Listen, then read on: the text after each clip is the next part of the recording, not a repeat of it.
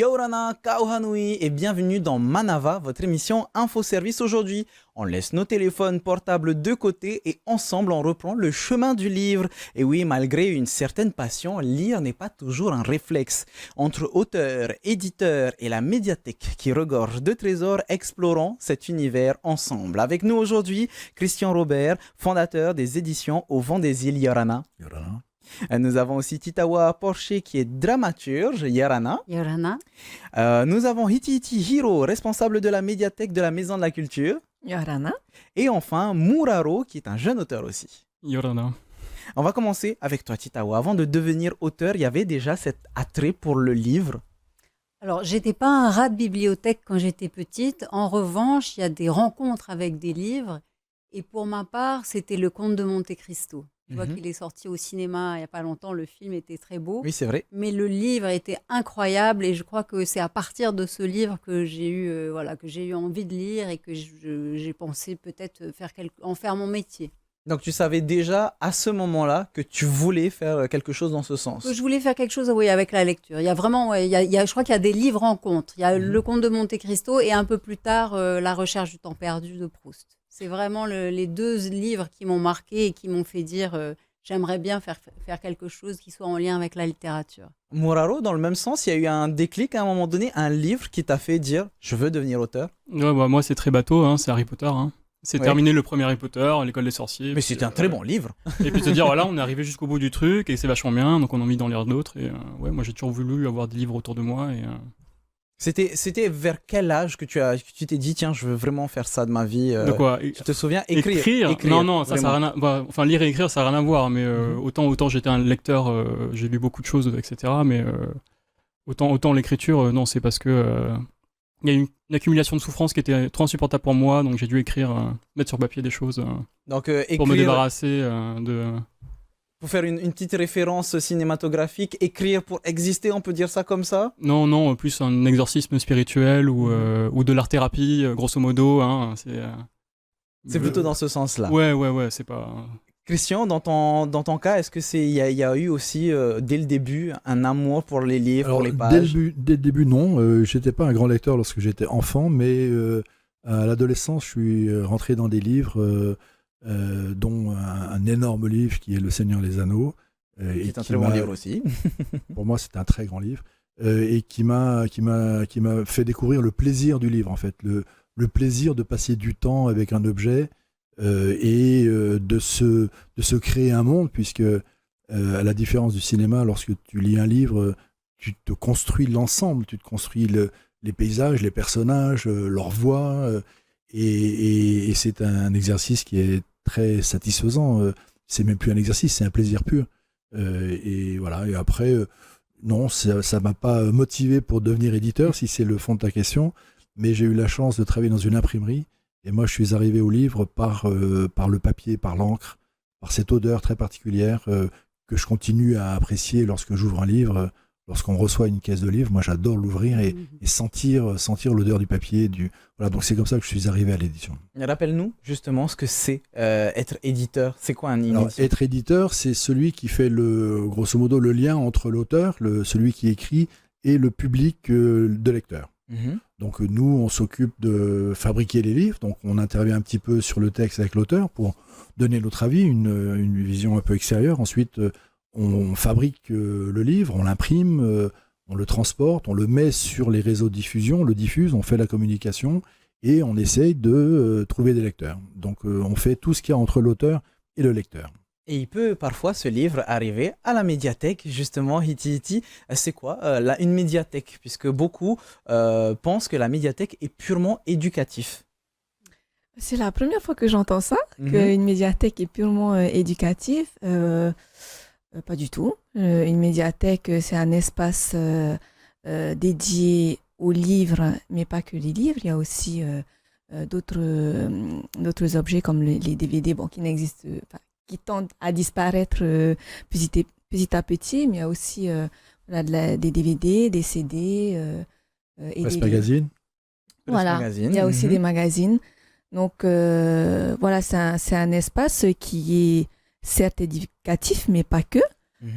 C'est un espace de loisirs aussi, et un espace, comme le dit si bien Christian, c'est un espace où on se crée des mondes voilà, imaginaires ou pas. Hein. Il y a certains qui sont très réalistes, mais voilà, c'est un univers extrêmement riche d'histoire et voilà. Et rien que dans ce sens, finalement, Te Whare Tauhiti Nui porte bien son nom, la maison de la culture, qui peut vous accueillir justement. Juste peut-être une petite... il faut peut-être pas confondre médiathèque et CDI, en fait. CDI, effectivement, ce sont des centres de documentation et d'information qui sont dans les collèges et lycées et qui ont ce côté un petit peu éducatif. C'est peut-être de là d'où vient justement le quiproquo. Peut-être parce que médiathèque, c'est vraiment dans la vie des quartiers. Il reste... Il y a un vrai sujet sur l'évolution de la bibliothèque aujourd'hui. Titi connaît bien. Dans des pays où les bibliothèques sont des lieux de vie. C'est pas du tout pour t'apprendre quelque chose. Tu viens pour y prendre du plaisir, tout simplement. Et autour d'un café, autour de lieux, autour de spectacles, c'est ce que font du reste les gens de la Maison de la Culture. Donc il faut faire le distinguo entre CDI, purement scolaire, et médiathèque, purement plaisir. On va pouvoir continuer avec Titawa parce qu'on voit qu'il y a beaucoup de passion finalement autour de ce plateau. Mais qu'est-ce qui rend la littérature polynésienne unique ? Alors, c'est une question qui est difficile. Ce qui la rend unique, je crois, c'est son imaginaire. Et dans son imaginaire, il y a par exemple le lien à la terre, le lien à la nature, le lien, l'attachement à la langue. Oui, à la culture, aux ancêtres. Hein, on a vraiment ça. Il y a des thématiques qui sont récurrentes. Le lien très spécifique aussi au corps, puisque c'est une question sur laquelle j'ai travaillé. Le caractère, le consubstantiel entre le corps et l'espace dans lequel on vit, je crois que c'est une des spécificités de la littérature locale. Et il y a des choses qui sont très belles. Bien sûr, la question identitaire, enfin, il y a une longue liste de thématiques, mais qui font que cette littérature, elle est vraiment unique. Hein, et on a vraiment la chance, on a 2 agents pour vraiment faire connaître cette littérature entre Hiti et Christian, et ce qu'ils font...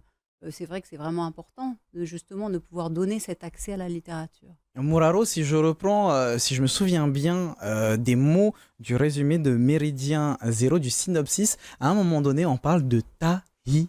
Ces mots résonnent dans la tête du protagoniste. Ça veut dire que Tahiti, la Polynésie française, peut inspirer d'une certaine manière l'écriture des auteurs, des dramaturges. Est-ce que toi, ça t'a inspiré ?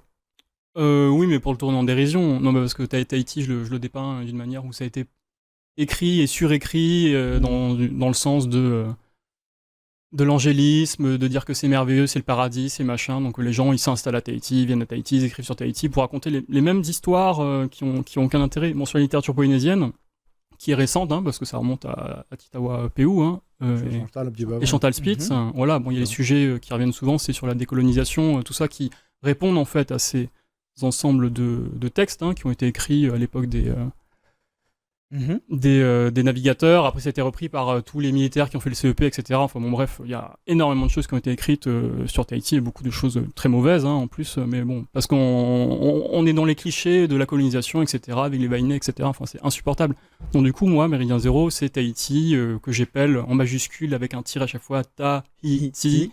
Et voilà, et les personnages sont complètement obnubilés par cette espèce de mensonges publicitaires, et ils veulent venir à Tahiti pour vivre le truc.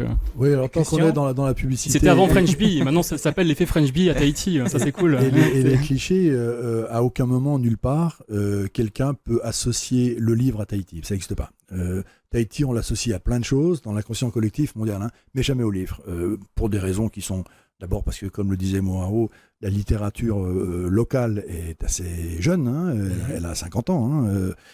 Après, il y a eu beaucoup de littérature exotique, les gens qui ont écrit, les gens de l'extérieur qui écrivaient sur la Tahiti, sur Tahiti, beaucoup sur les marquises. Mais voilà, donc aujourd'hui, et je voudrais juste rajouter ce petit bémol sur la littérature polynésienne, la littérature est littérature, quoi qu'il arrive. Et je vois un écueil au fait d'essayer de classer les littératures l'une par rapport à l'autre. La littérature, c'est un acte d'écrire, un art, Et elle a autant de valeur quand elle est écrite par Tita Wapeu ou Chantal Spitz que Le Clésio ou un autre. Ils ne disent pas les mêmes choses. Tita l'a très bien exprimé. Il y a une spécificité, mais c'est compliqué. Et je sais que c'est quelque chose qu'on subit aujourd'hui encore, d'imaginer que la littérature locale serait de moins bonne qualité qu'une autre littérature, qui serait française, américaine, sud-américaine, peu importe. C'est complètement faux. La littérature locale a sa valeur. Et elle est au même niveau que toutes les autres littératures. Est-ce que c'est ce genre de valeur, justement, dont tu viens de parler, Christian, que l'on partage à la médiathèque? Aucune préférence, finalement. On partage tout ce qui est attrait, que ce soit, comme tu disais tout à l'heure, lecture, ou sinon des CD ou des DVD, même si aujourd'hui, on se concentre principalement sur les livres. Alors l'idée quand même à la médiathèque, c'est d'avoir de développer, d'enrichir notre catalogue de livres tous les ans. Donc, que ce soit de la littérature d'ici, écrite ici ou d'ailleurs. Donc, on a ce souci de ne pas faire de discrimination entre les dites différentes littératures. Par contre, là où on met vraiment un point d'honneur, c'est d'avoir toujours la quasi-totalité des livres écrits en Polynésie. Donc ça, on s'attache à le faire du mieux possible. Pourquoi c'est important? Eh bien, c'est presque logique, j'ai envie de dire, parce que c'est la maison de la culture de Tahiti.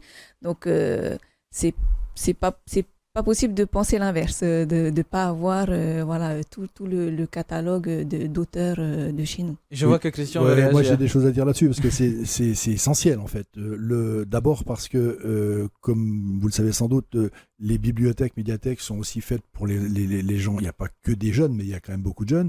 On souhaite évidemment qu'il y en ait de plus en plus, mais il est très important pour les enfants d'ici de se développer dans le monde du livre, dans leur imaginaire.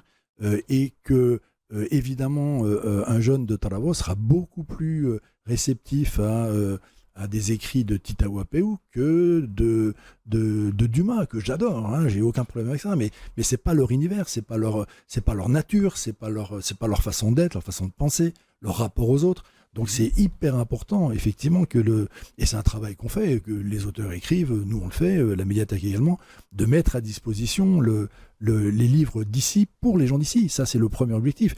Et après, et moi je suis très détendu là-dessus, le livre d'ici a sa valeur également ailleurs. Nous, au Vent des Îles, on diffuse des livres en France, et pas que des livres de Tahiti, puisqu'on a des livres de l'Océanie. Et les gens, il y a un accueil, il y a une attente également. Hein. Donc voilà, je crois que c'est important de mettre en avant le livre local. Et après, évidemment, pas pour s'enfermer, mais pour s'ouvrir au reste du monde. Et qu'un enfant qui se sera développé dans du livre local, après, pourra aller lire mais les grands auteurs, qu'ils soient américains, sud-américains, je le disais tout à l'heure, ou français. Il y a des très très grands auteurs français. Est-ce que dans ce sens, Titawe, on s'adapte quand on écrit, on s'adapte à la population, ou au contraire juste on écrit? Comment est-ce que l'on fait, tout simplement? Alors moi, j'ai pas de règle absolue. Je peux te parler de mon expérience. J'ai pas du tout d'idée de pour qui j'écris. J'ai pas, alors moi, j'écris du théâtre, donc c'est un peu différent. Je suis pas romancière. J'écris pour une représentation, en fait. Donc moi, ce que j'ai en tête, c'est la représentation et donc ce que va dire tel personnage, comment la scène va se jouer. Donc j'ai pas un public spécifique en tête, même s'il faut bien que je m'en aperçoive, puisque le Hinamawi plaît surtout aux lycéens, d'après ce que j'ai compris. Donc, et tant mieux, j'en suis très heureuse. Donc, mais je me dis pas, tiens, je vais écrire pour telle tranche d'âge ou pour...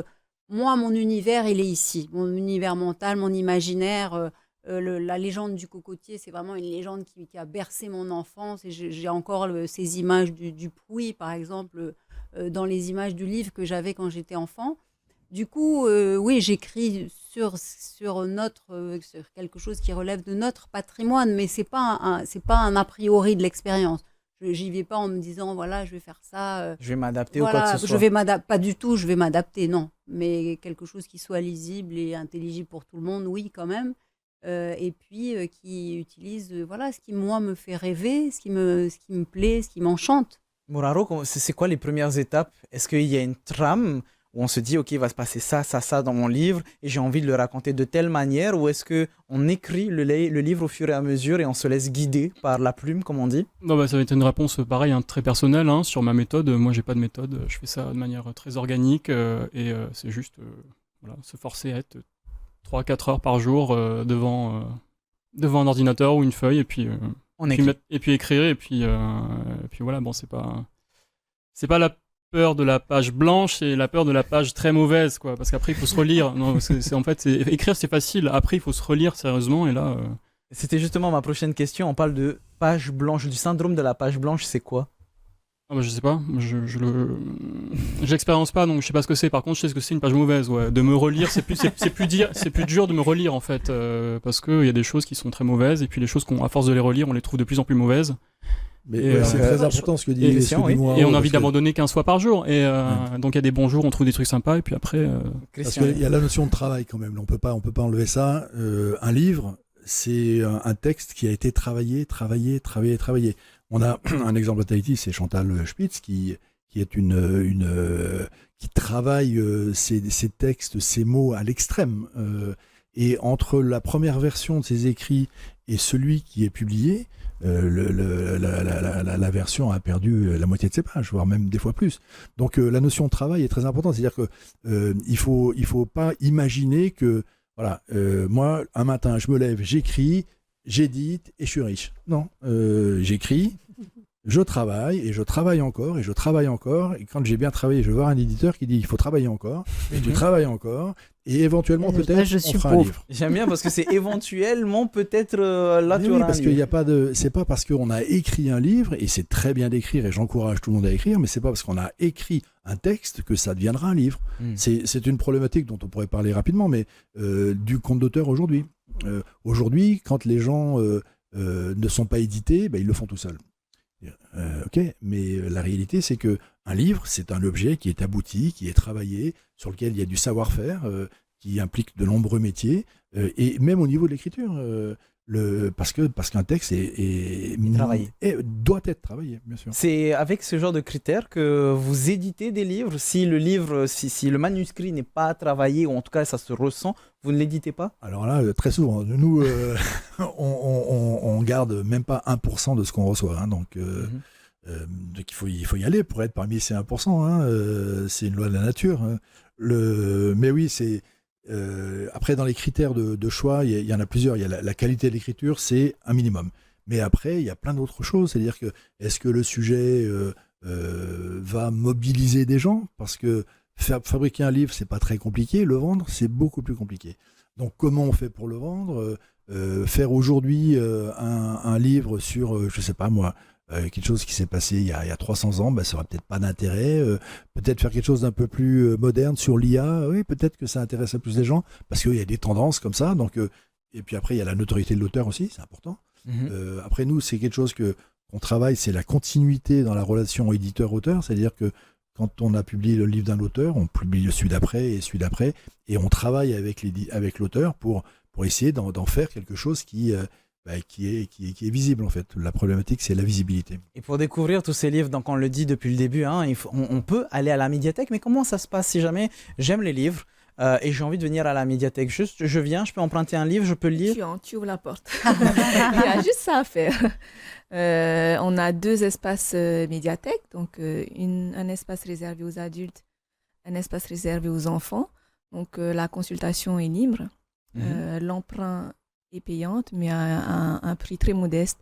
Donc l'idée, c'est vraiment que tout le monde puisse y accéder de manière très facile et avec peu d'argent à investir. Donc la Maison de la Culture est une référence sur le territoire. Si par exemple j'ai envie, les seuls en fait, voilà, pour être plus clair. Si j'ai envie de vous aider, par exemple, j'ai des livres à la maison qui pourraient être intéressants, éducatifs, des BD par exemple. Est-ce qu'on peut faire des dons, par exemple, à la médiathèque? Alors, on accepte très peu les dons parce que voilà, déjà on a un catalogue assez chargé et aussi on regarde si le livre est pertinent, la pertinence du livre. Mais généralement, nos bibliothécaires, donc si on accepte de regarder ce qui nous est donné, on fait le tri Sinon, on invite plutôt les gens à utiliser la boîte à livres qui est installée à la Maison de la Culture, donc qui appartient à Pauline Livre. Il y en a une à la Maison de la Culture, mais il y en a partout ailleurs aussi, dans les mairies, dans les jardins, dans les parcs. Dans les grandes surfaces. Oui, aussi. Oui, dans les grandes surfaces aussi. Oui. Donc voilà. Est-ce que, C'est plutôt nous qui donnons nos livres. est-ce que du coup, on a remarqué, Titawa, que les gens perdent l'attrait du livre ou au contraire, c'est en train de revenir? Non, moi je ne crois pas qu'ils perdent l'attrait du livre. Je crois que c'est peut-être d'autres pratiques de lecture. Et puis, je sais pas, je suis pas spécialiste, mais je pense que Christian a l'air de dire que le livre se vend. Oui, alors moi je Christian. suis pas. En fait, il y a des tendances, et très clairement aujourd'hui. Et si il y a des jeunes filles qui nous écoutent là ou qui nous regardent, si je dis Captive, Oui. 90% des jeunes filles de ce pays ont lu Captive. Captive, c'est du dark romance.